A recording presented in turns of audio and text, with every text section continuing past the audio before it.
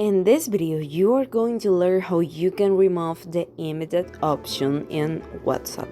The first thing we are going to do is go to the WhatsApp application here. And we can see that here we have many imitation, so that does not happen again. We must save the contact with the country code, and the next thing we are going to do is press WhatsApp application and go to information of application, and there we are going to verify the permission is active.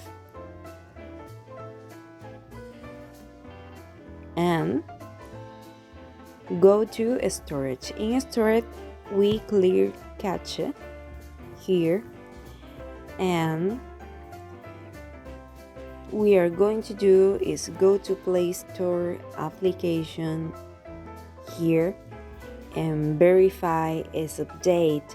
That will be since it is more of an update problem.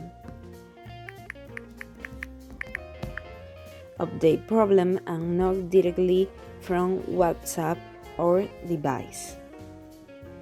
Hang on a second, and we can see WhatsApp is updated. So thank you for watching this video. Don't forget to subscribe.